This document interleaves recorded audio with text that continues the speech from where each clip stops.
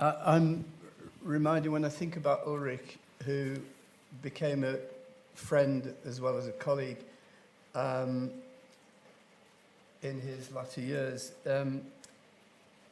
I remember talking with, shall I name him? Why not? Yeah, Wolfgang Krohn, who's a German STS social scientist at Bielefeld, sometime in the early 90s. And he said to me, Ulrich Beck is, sorry, the wrong way around. Ulrich Beck is not a social scientist. He's a political essayist. And I never actually asked Ulrich Beck whether he would, accept that kind of description of himself. But I think it's probably fair to say that he would have happily accepted that, because that is the way that his work was taken up, and it reflects what Gabe was just describing about his lack of interest, really, and certainly also lack of experience in sociological methods.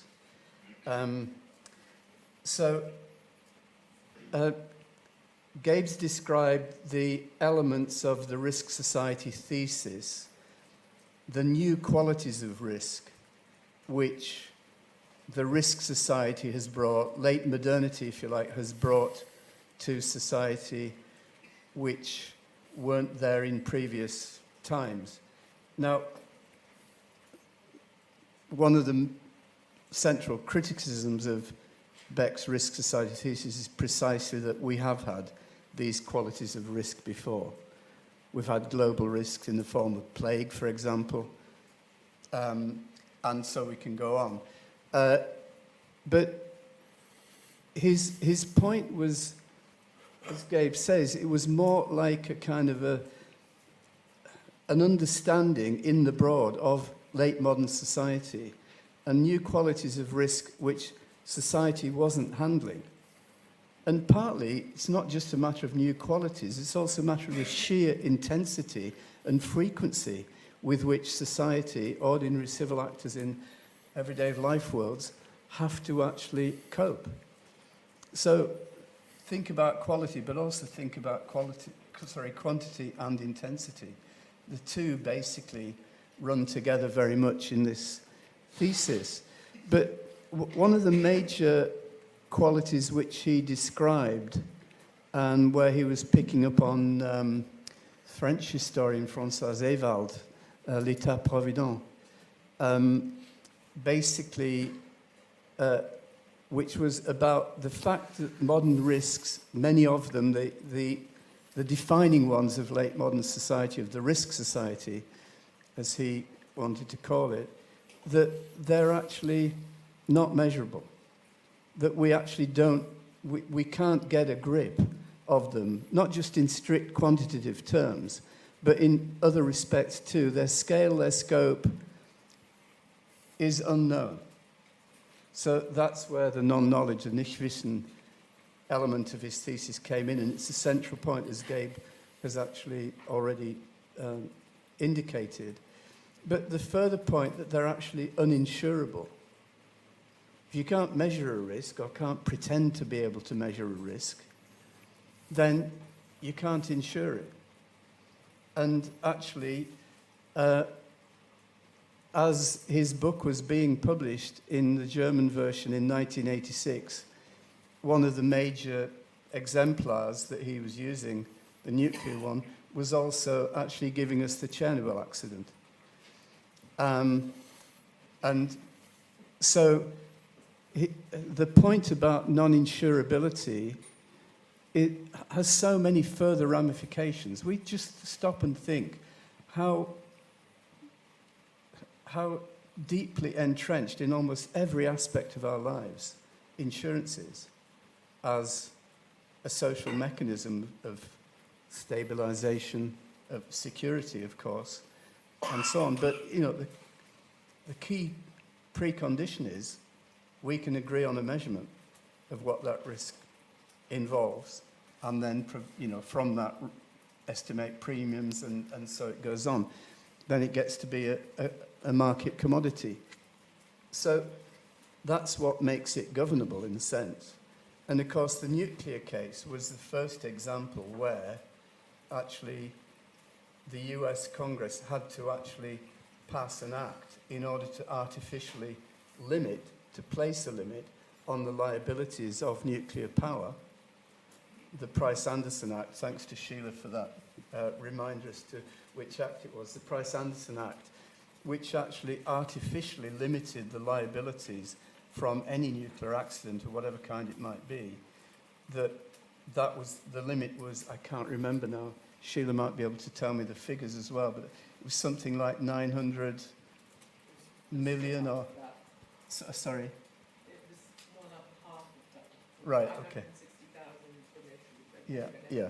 The point is that, artificial limits were placed upon the non-knowledge on which the commitment to nuclear power was based in Beck's terms. We don't know what the risks are. And so we can't insure them, or we can't insure against them.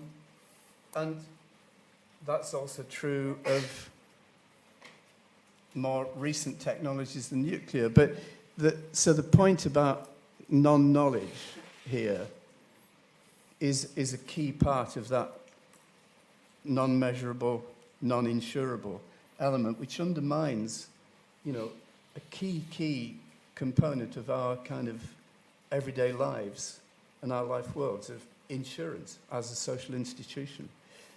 And his thesis also included an element which it took me a while to get to grips with. And it was really only when the English language translation became available in 1992 that I was able to do that. And I had to read it carefully because I was involved with Scott Lash in writing the introduction to the Sage English language version in 1992. But I grappled with it for a bit and then eventually got to make the connections, which are essentially that he was also saying, in the face of these modern qualities of risk produced by modernity, by modern science and technology, that actually institutions in late modernity are actually busy undermining themselves from the inside, effectively. And what he meant by this, and I'd be delighted if my fellow panelists or anyone of you can help me, either correct this or elaborate on it further or whatever.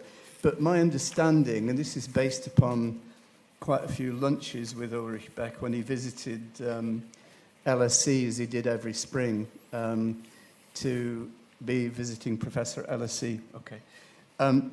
So his point was that actually, faced with this non-knowledge, with this uncontrollability, they stretch beyond our pretensions of control, then institutions are effectively denying that condition of lack of control, of ignorance, as I've termed it, and of indeterminacy in the systems that are actually producing those risks and also producing the knowledge which is supposed to be and claims to be and is institutionalized in the forms of governance of those new technologies.